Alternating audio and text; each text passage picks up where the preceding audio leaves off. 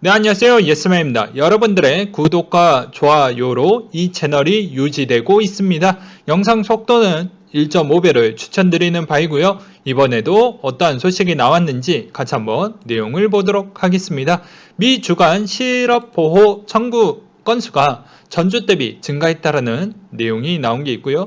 연준 의장이 자산 매입을 줄이려면 연준의 목표치에 도달해야 된다라는 강조의 메시지를 남기기도 했습니다. 그 내용을 보게 되면 백신 접종의 영향으로 미국 경제 활동이 빠르게 재개될 것으로 전망을 하지만 이번 질병의 확산 리스크 그리고 변이 부분에 대한 또 변수 부분을 고려를 했었을 때 앞으로 어떻게 될지는 좀 더 지켜봐야 된다라는 언급이 있었고요. 경기 회복에 대한 인플레이션 우려 또한 지속적이지는 않을 것 같다. 만약에 인플레이션이 나오게 된다고 하면 일시적인 현상으로 나올 것이다 라는 언급이 있었습니다. 그리고 애플리스 연은 총재가 향후 인플레이션 4%대까지는 상승하는 것은 놀랍지 않다라고 발언하기도 했고요. 그 이유는 미국 경제에는 여전히 슬랙이 많다라고 주장을 하며 실제 실업률은 9.1%일 것으로 추정, 연준의 대조표에 관해 정부의 차입은 무제한은 아니라고 말하면서 어느 시점에 이를 줄일 것이다 라는 강조를 하기도 했습니다. 그리고 22 총재가 우호적 금융 여건 지속 시 PPP를 전액 사용될 필요는 없다라고 발언을 하면서 약간의 속도 조정을 좀 하는 모습을 보여주는 측면이라고 생각이 들고요. 그리고 22 의사록 또한 향후 채권 매입 프로그램 속도를 완화할 수 있다라고 합의하기도 했습니다. 달러 인덱스 추이는 92.06을 기록을 했으며 연준 의장의 경기 부양 의지를 표명한 발언 이후 10년물 금리 하락하는 한편 고용과 유로화에 대한 강세 압력으로 약간의 쉬어가는 측면이 좀 있다라는 내용이 있었고요. 유가 추이를 한번 보도록 하겠습니다. 네, 유가는 스페인, 이탈리아 등의 아스트라제네카의 백신 접종에 제한하는 경제활동 재개 지연의 우려가 재부각 가운데 러시아의 4월 원유 생산량이 3월 대비 증가한 점이 하락 요인으로 보여진다라는 소식이 있었고요. 그 다음으로 코인에 대한 소식을 한번 보게 되면 거래소 입출금 정지로 피해보면 누굴 쪽으로 찾아가야 할까라는 내용이 나온 게 있는데요. 자, 한번 내용을 보도록 하겠습니다. 출금 제한이 장기간 지속될 경우 이용자가 피해를 볼 수 있지만 이런 재기성을 하기 위해서는 거래소에 직접 문의해야 되고 손배소 초과 요청도 직접 해야 되겠죠. 최근에 MBC 뉴스에서도 나오기도 했습니다. 그러면서 오히려 인출이 잘 안 되다 보니까 민사건으로 진행이 됐는데 민사건 같은 경우에는 상당히 또 시간이 오래 걸리죠. 그렇기 때문에 어떠한 결과가 나오는 그 과정 속에 오히려 거래소가 정리를 하고 먹튀하고 날라버릴 수도 있겠죠. 그런 리스크를 조금 더 해당에 있는 그런 정부 기관들이 조금 더 노력을 좀 해서 이런 보완을 좀 해볼 필요성이 있겠는데 그런 게 좀 아쉽다라고 볼 수가 있습니다. 여기에서도 암호화폐 거래소 발행기업 소속 임직원이 내부 정보를 활용을 해서 부당한 이득을 취한 경우 이를 제재할 방법이 마땅치 않은 것도 문제이다. 이것도 한때 2018년도 초반 때까지는 가장 핫 이슈 중에 하나였습니다. 근데 최근에는 다 그 부분을 어찌저찌 잘 관리를 하는 것 같지만 뭐 믿어야 되겠죠. 그리고 해외 소식을 좀 보게 되면 미국과 프랑스 등 일본의 해외 국가의 경우 가상자산 사업자의 고객자산 안전보관 의무, 보안 시스템 구축, 관리 의무, 재기 절차, 손배소 부분에 대해서 이용자를 보호하는 규정을 법으로 제도에 두고 있다고 하는데 한국은 그렇지 못하죠. 오로지 그냥 자금 세탁 부분에 대한 특근법만 적용을 시켜놓기 했기 때문에 이런 점은 좀 아쉽다라고 볼 수가 있게 되겠습니다. 그러면서 또 세금은 걷죠. 과연 세금을 거둘 만큼에 대한 보호 절차 이런 문제점을 얼만큼 해결을 해줄지는 저는 좀 신뢰성은 없다라고 생각을 하고 있습니다. 그 다음으로 정부가 암호화폐 시장 과열의 경고 메시지를 남겼다고 하는데요. 뭐 당연히 그럴 수밖에 없죠. 왜 그러냐면 주식시장에 대한 측면의 관리를 꾸준히 해야 되는 입장이기 때문에 이런 좀 엄포를 했다라고 봅니다. 왜냐하면 주식시장에 있는 유저들이 입김의 파워도 세고 되게 행사하는 범위도 좀 넓죠. 그래서 최근에 국민연금에 대한 그런 국내 투자 비중도 이 부분이 조금 더 고려를 해서 반영을 시킨 것 같습니다. 뭐 최근에 선거 부분에 대한 측면이 일단 어떤 영향을 좀 끼쳤는지는 모르겠지만 그 영향일지도 모르겠지만 아무래도 내년 대선에 대한 그런 분위기 때문이라도 약간의 좀 조정을 해주지 않았나라는 개인적인 생각이 또 들기도 하고요. 그 다음으로는 중국의 뷰티의 메이투가 1000만 달러 규모의 비트코인 추가 매입이 있었다라는 소식과 그리고 포브스가 첫 표지 NFT 경매 완료를 했는데 33만 달러 낙찰을 했다라는 내용이 있었습니다. 카바렉스가 메인넷을 출시했다라는 소식이 있었고요. 1분기 로빈후드 암호화폐 거래 이용자가 950만 명 정도가 된다라고 합니다. 뭐 당연히 저번에도 그리고 제가 제일 빠르게도 설명을 드리기도 했는데 미국의 암호화폐 실제 투자자들은 꽤 많습니다. 꽤 많아요. 그렇기 때문에 그 점을 꼭 기억을 해 두셨으면 좋겠습니다. 그리고 영국의 디지털은행 레볼루트가 에이다 등 11종의 암호화폐에 지원을 했다라는 소식과 코인베이스의 디파이 얼라이언스 합류를 했다라는 것이죠. 이 말의 의미는 조만간에 코인베이스가 상장을 하니까 상장에 대한 여러 가지 불시성을 약간의 좀 낮추고자 그런 행동을 좀 보여주었다라고 볼 수가 있겠고요. 상장에 이제 가까워지면 장기 전략 보고서를 제출을 해야 됩니다. 그러면 그 장기 전략 보고서만 잘 본다라고 하면 거래소에 대한 방향성 그리고 앞으로 그런 연합과 제휴가 되어져 있는 코인 회사들과에 대한 각별한 관계도와 미래 구상도도 같이 들어가져 있겠죠. 그래서 그런 측면도 나중에 한번 내용이 공개가 되면 그 내용 기반으로 한번 설명을 한번 해보도록 노력을 해보도록 하겠습니다. 네, 미국의 메이저 증권사 암호화폐 준법 책임자를 채용하겠다는 소식과 플러스 토큰의 창업자 레오가 알고 보니 그냥 이력이 좀 많이 조작이 됐다 라고 나왔는데요. 중국의 CCTV에 따르면 레오가 2018년도 때 세계 디지털 경제 포럼에서 플러스 토큰의 로드맵을 발표를 하고 공개 석상의 모습을 보여주었는데 실제 이력이 좀 문제가 있었고 그리고 토큰 프로젝트 등에 대한 조작이 좀 있었다라는 내용이 나왔습니다. 그러면서 피해액은 6조 원에 거의 근접한 정도라고 표기가 되어져 있네요. 매우 안타깝다라고 볼 수가 있겠고 항상 우리가 믿음을 너무 많이 맹신을 하면 안 된다라고 이야기를 했습니다. 항상 코인 시장에는 합리적인 의심과 그리고 항상 장점과 단점을 교차하면서 봐야 되지 종교의 신념처럼 그냥 이 코인 프로젝트는 무조건 될 거야. 그러다가 여러 박살나고 시장에 떠나가셨던 분들이 꽤 많이 있었습니다. 물론 지금 시점으로 도래해서 보게 되면 2018년도, 19년도 때 제 방송을 구독자분들이 많이 떠나가는 것도 저는 매우 마음이 아팠습니다.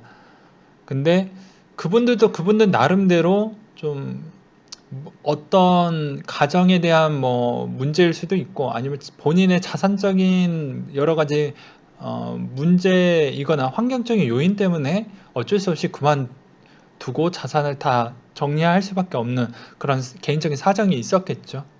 라고 생각이 들거든요.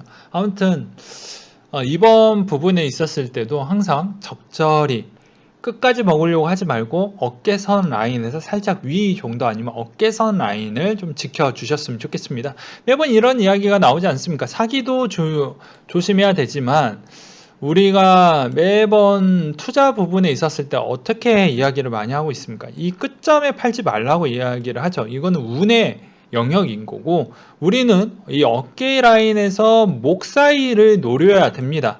너무 많은 욕심을 부리게 되면 화근이 나오게 되기 때문에 다시 돌이킬 수 없다는 점을 꼭 기억을 해두셨으면 좋겠고요. BAT 로드맵 미 2.0 1차 업데이트를 공개를 했다라고 합니다. 그래서 내용을 보게 되면 브레이브 덱스에 대한 다양한 소식들이 나왔고, 그리고 테미스라고 해서 광고 플랫폼에 대한 내용과 커뮤니티에 대한 세팅과 앞으로에 대한 설계 방향성과 파트너십 부분이 나온 내용이 잘 정리가 되어져 있습니다.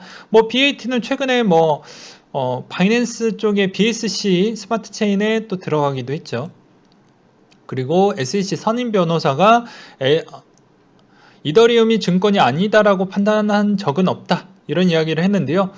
자, 재무국장이 이더 ICO가 증권 판매를 해당하지 않는다라고 발언했던 것에 대해 이더리움에 대한 SEC의 견해를 반영된 것은 아니다. SEC의 그의 입장과 관련한 어떤 문건도 집행 조치도 공식적인 입장을 취한 적도 없다라고 강조를 했다. 게리 겐슬러 위원장 예정자는 최근 청문회에 비트코인에 대한 상품으로 본다라고 밝혔고, 그리고 인터뷰에서도 이더와 XRP 모두 규제를 준수하지 않은 증권으로 볼 수 있다라고 말한 적이 있었다. 그렇기 때문에 일단은 가능성은 있겠지만 최근에 선물 부분을 이더가 오픈이 됐죠. 그렇기 때문에 실질적으로 이 비중이 너무 높으면 당연히 같은 기간은 아니고 서로 성향이 좀 다른 기간이긴 하지만 그래도 일정 지금 가장 중요한 게 무엇입니까? 세금이 중요하죠. 네. 근데 이 세금 부분에 있었을 때 가장 나올 수 있는 루트가 어디겠습니까? 그렇기 때문에 이것을 이미 선물 부분을 진행을 하고 있는데, 만약에 이게 증권으로 간주가 되면 선물 부분도 상품이 아니기 때문에 약간 난감한 부분이 발생하기 때문에 쉽진 않을 것이다. 그리고 거래량이 이렇게 잘 나오고 있는 시점과 지금의 해당 정부 정책상 해당 재원을 너무 많이 썼기 때문에 충당금에 대한 세금을 집행하기 위한 부분으로 또 본다라고 하면 어느 정도 지금 그림으로는 약간 하기는 어렵지 않겠냐라고 설명을 드리고 싶고요. 그리고 증권 리서치 회사에서 코인베이스 1000억 달러 밸류 터무니없다, 대략 한 20조 원 정도가 될 것 같다라고 이야기가 나오기도 했습니다. 보게 되면 1분기 추정 매출이 7.3억 달러 정도가 된다라고 하는데, 이 정도면 대략 100조라는 건 조금은 설레발인 것 같다, 이런 이야기인 것 같아요. 그리고 비트코인 기간 유입 더 없으면 극폭으로 조정 가능성이 있다. 전문가들 분석 내용을 보게 되면 이라고 되어져 있는데, 전문 트레이더가 비트코인 가격 상승에 유지하기 위해서는 더 많은 자금이 필요하다면서 일부의 투자자들이 투기적으로 빠른 이득을 취하기 위해 암호화폐 시장에 뛰어들 수 있다고 경고를 하기도 했다. 또 시장 전체의 변동성이 향후 며칠 동안 높은 수준을 유지할 수 있다고 덧붙이기도 했다. 그리고 블룸버그 크립토 보고서에서는 일각에서 채권 수익률 상승이 금과 비트코인 인플레이션 헤지로 매력을 낮춰 가격까지 떨어질 것으로 우려하고 있다면서, 하지만 비트코인 수익률이 상승하고 탄성도 유지할 것으로 보여진다 라고 이야기를 하기도 했습니다. 그리고 실시간 검색 부분을 보게 되면 대부분 알트코인 쪽이 비중이 훨씬 더 높다라는 걸 알 수가 있습니다. 최근에 알트코인에 대한 급등의 배수를 보고 많이 알트코인 쪽에 대한 승부를 걸려고 하시는 분들이 꽤 있는데, 여기서 제가 조언에 대한 메시지를 좀 드리고 넘어가도록 하겠습니다. 이런 소형 알트코인들의 리플을 제외하고 소형 알트코인을 여기에서 승부를 보려고 한다라고 하면요, 그만큼 미친 듯이 공부를 하고 하나를 찍어서 성공을 할까 말까 하는 그런 부분이 있는데, 실패할 가능성이 있는 것에 대한 또 플랜 B의 출구 전략도 같이 연구를 해놓고 몰빵을 해야지, 안 그랬다가 나중에 한번 망가지기 시작하면 사람 인생이 진짜 장난 아니게 계속 망가지게 되거든요. 그러면 정말로 끝자락까지 갈 수가 있습니다.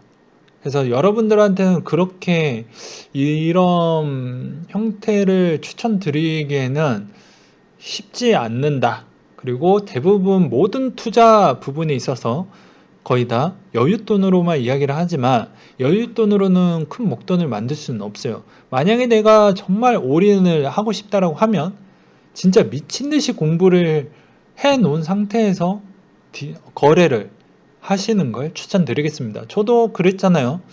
제가 이 시장 들어오고 나서 거의 잠을 많이 안 잤습니다. 그리고 직장과 병행하면서 그렇게도 진행을 했죠. 그리고 많은 연구, 많은 분석, 많은 보고서 이렇게도 분석해보고 저렇게도 분석하고 그런 형태로도 해보고 그리고 해당 트레이딩도 해볼 거 다 해보고 디파이도 해보고 여러 가지 해볼 건 다 해봤습니다. 그래서 이 시장이 앞으로 생태계가 될 것이냐 안 될 것이냐에 대한 부분의 판단을 해 놓은 뒤에 막대한 거래를 좀 진행을 했고 그거에 따른 성과를 지금 뽑아내고 있는 실정인 것이죠.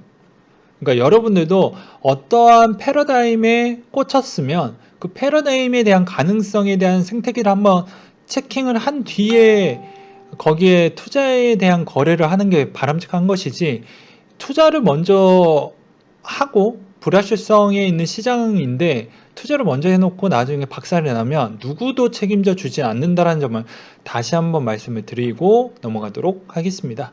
그리고 다시 보는 박상기 인터뷰 투기로 신분 상승 이야기 큰일 나는 사회. 내가 그렇게 대응하지 않았다면 2017년도 이야기하는 거죠. 얼마나 전문 일들이 망했을까 생각을 한다. 근데 이것도 어느 정도 저는 매우 중립적으로 보게 되면 어느 정도 동의를 합니다. 반 정도만요. 왜 그러냐면 반은 장투하시려고 하시는 분들이 반은 있었거든요. 근데 나머지 반은 이런 정부에 대한 발언이 그러니까 솔직하지 못한 발언이다 보니까 이게 이제 받아들이는 입장의 해석에 따라서 좀 달라질 거 아니겠어요? 그래서 대부분 시장이 떠나가서 지금 땅을 치고 후회하시는 분들이 꽤 있겠죠. 근데 모든 투기에서 부재가 많이 나옵니다. 그리고 왜 이게 딱 반반이냐면 누군가는 여기에서 적절한 시기에서 뭐 좀 잘라주었다라는 부분도 일정 동의를 하거든요. 근데 너무 이 시장의 외화 지출이 너무 보다 보니 그 이야기는 쏙 빼버리고 그냥 투기적 조장이니까 우리가 개입을 해서 막겠다. 뭐 요렇게로 그냥 끝내버렸죠. 그래서 저는 그냥 최종 정리를 해서 결론적으로 설명드리면 이래나 저래나 시장의 생태계를 좀 깊고 넓게 보지 않고 그냥 순간에 있는 그 시점이 상당히 위협적으로 보였기 때문에 약간의 개입과 오히려 잘못된 DNA를 전 국민들한테 좀 많이 심어줌으로써 좋은 기회를 많이 놓쳤다라고 저는 생각이 듭니다. 오히려 조금 더 투자에 대한 철학과 그런 메시지를 좀 더 줬으면 더 낫지 않았을까. 오로지 그냥 투기적이다라고 하는 것보다 그냥 적금하듯이 뭐 그리고 투자는 항상 위험성이 따른다. 그러니까 좀 공부를 명확하게 해둔 뒤에 접근하는 걸 좀 바라겠다. 뭐 이 정도까지만 했어도 뭐라 하지 않겠지만 너무 선을 넘었다라고 보기 때문에 저는 그 삼총사를 별로 좋아하진 않아요. 그래서 저는 지금 매우 여유로워졌고 여러분들 중에서도 이번 시점으로 매우 큰 수혜자도 많이 됐었을 거라고 봅니다. 이것으로 인해서 유시민의 시가 어떻게 보면 많은 피해를 봤을 거라고 봅니다. 피해자라고 보기에는 코인 시장 입장에서는 그런 표현이 맞는지는 모르겠어요. 그리고 XRP 장기적금 현황 부분에 있어서 18년도 1월부터 4월까지 현재 해가지고 수익률 추이가 200% 정도가 나왔고 이렇게 나왔다고 하는데 왜 제가 이거를 가지고 왔던 배경은 무엇이냐면요. 자, 이 돈에 대한 액수를 보고 애개게 하시는 분들이 있습니다. 여러분들 투자의 가장 제로 베이스가 뭐냐면 잃지 않는 방법입니다. 네. 소액이든 거액이든 간에 기준은 잃지 않는 게 제일 중요한 거예요. 아셨겠어요? 그리고 이 수익률 추이도 애게게 이렇게 또 보시는 분들도 있는데 여러분들 지금 시점에서도 수익 못 내시는 분들도 있습니다. 그리고 제가 이것을 왜 갖고 왔냐면 자, 어떠한 형태라도 투자는 여러 가지 형태로 수익을 낼 수 있는 방식은 여러 개가 있다는 걸 좀 알려드리고 싶었어요. 그러니까 저번에도 매번 이야기를 했지만 해당 자영업을 비유를 했었을 때 어디 라면집이 A라는 라면집이 있고 B, C, D부터 Z까지 있다고 칩시다. 그러면 A부터 Z까지 해서 A에 대한 이 라면집은 상당히 매출이 너무 좋아요. 똑같은 라면을 판매했음에도 불구하고. 근데 어떤 Z 라면집은 오히려 장사가 잘 안 되죠. 왜 그럴까요? 그건 본인만에 대한 기법이 없는 겁니다.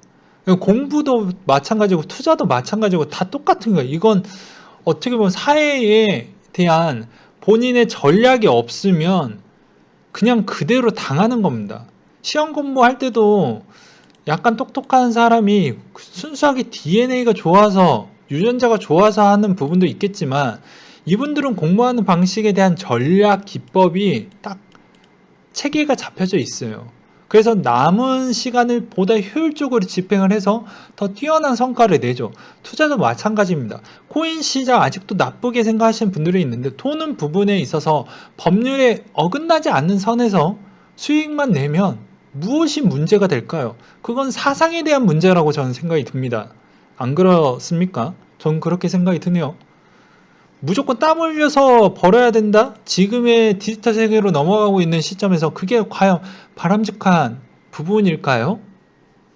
라고 생각이 듭니다. 최근에 고부가치 사업으로 계속 넘어가고 있는 쪽이 인터넷 시장인데 그것에 동떨어지는 부분에 구독자분들은 없길 바라면서 이런 이야기를 준비를 했다라는 점을 꼭 보셨으면 좋겠고, 그리고 이렇게 꾸준하게 매입을 하는 것도 쉽지가 않습니다.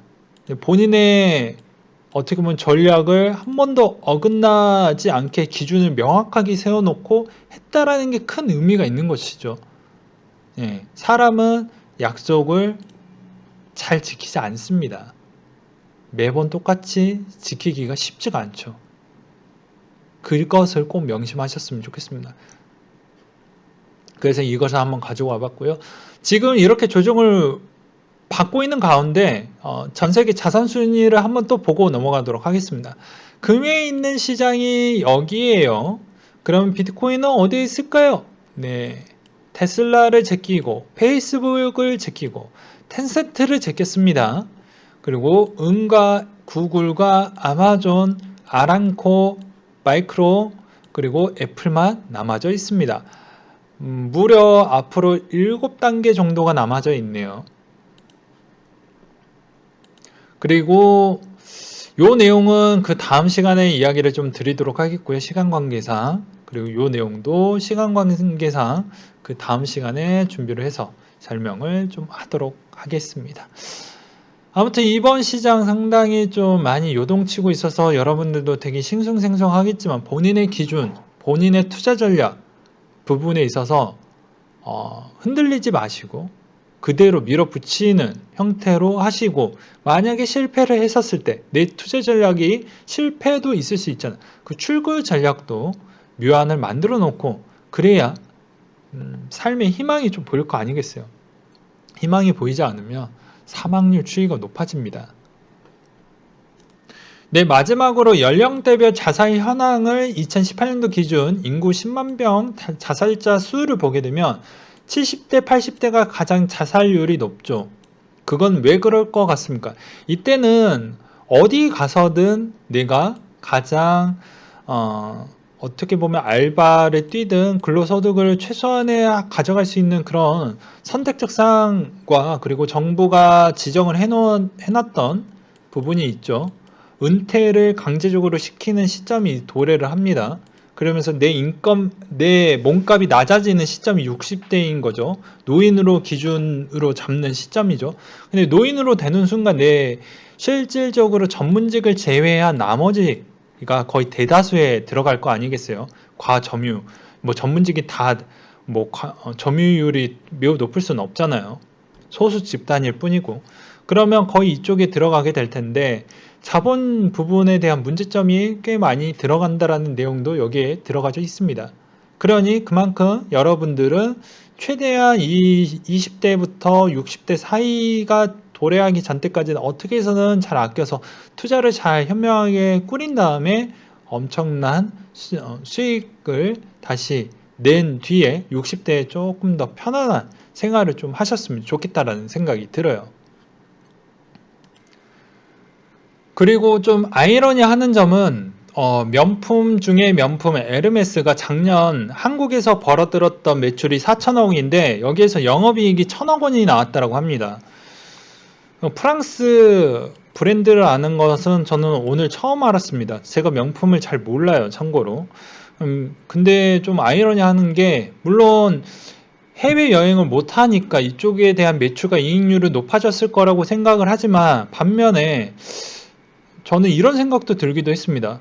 뭐 그럴 수 있겠지라고 할 수는 있는데 오히려 명품에 대한 20대, 30대에 대한 지출 규모도 좀 늘었다라고 하더라고요. 자료 찾아보니까. 그러면서 집에 대한 이 가격이 너무 높으니까 오히려 이런 명품 쪽에 대한 소비가 좀 더 가중이 된 거 아니냐. 어차피 이거 못 살 거니까. 근데 저는 이렇게 생각하는 DNA를 좀 버리셨으면 좋겠습니다. 왜냐면 이쪽에 돈을 일단 써버리게 되면 일단 나의 총알이 없기 때문에 기본 자산의 추이가 없기 때문에 나중에 조금이라도 더 많은 투자를 이루어서 큰 목돈을 만들 수 있는 그런 기회가 사라지게 되거든요. 근데 지금 집값이 너무 많이 올라서 그건 뭐 불가능하지 않냐. 지금 코인에 빗대어서 이야기를 하는 겁니다. 참고로. 물론 다른 시장도 있겠지만 코인은 기본 못해도 불장이 오면 최소 못해도 5배에서 많게는 50배까지도 가는 시장을 여러분들은 많이 봤어요. 그러니 당연히 내 100만원 뭐 모아봐야 집도 못 사는데 그런 젊은 구독자분들도 제 채널에 일정 소수이긴 하지만 그래도 이 방송을 보시게 되면 그런 마인드를 좀 고치셨으면 하는 바람이 듭니다. 제발이요. 그래야지 그 100만 원이 나중에 10배로 돌아왔었을 때 1000만 원이 되고 내가 1000만 원만 있었어도 10배로 돌아오면 1억이 됩니다. 그게 나의 또 어떤 사업을 하든 어떠한 무엇을 하든 상당히 또 버팀목이 될 수 있는 큰 자금으로 또 돌아올 수가 있거든요. 근데 작은 돈을 되게 가볍게 생각하고 되게 뭣도 아니게 생각을 하게 되면 정말 큰 돈을 쉽게 벌었다라고 해도 그게 관리하기 쉽진 않습니다. 쉽게 그 돈도 다 날아가게 되어져 있거든요. 그래서 웬만하면 젊었을 때는 사서도 고생한다라고 이야기를 하잖아요. 조금만 더 고생을 해서 조금 더 4년 정도는 더 참을 수가 있잖아요. 올해는 뭐 그렇다라고 해도 뭐 나중에 4년 사이클이라고 하지만 그게 또 4년이 될지 아니면 좀 더 짧아질지는 모르겠지만 그 다음에 대한 기회는 아직 젊으니까 아직 그 기회는 남아져 있으니 그리고 이 시장이 아직은 초입부 단계이니까 그런 말씀을 꼭 드리고 싶었습니다. 물론 이런 이야기가 꼰대처럼 또 들릴 수도 있어요. 그래도 제 채널에 그래도 젊은 층 분들이 그래도 소수라도 있어서 그 소수에 있는 사람들한테 꼭 이런 메시지를 꼭꼭 드리고 싶었습니다. 그리고 이렇게 좀 존보를 해볼 줄 아는, 기다릴 줄 아는 사람, 그리고 힘들어도 끝까지 남을 줄 아는 사람이 되어야 진정한 부자가 될 수 있다는 점을 머릿속에 꼭 기억을 해두셨으면 좋겠어요. 네, 이상으로 마치도록 하겠습니다.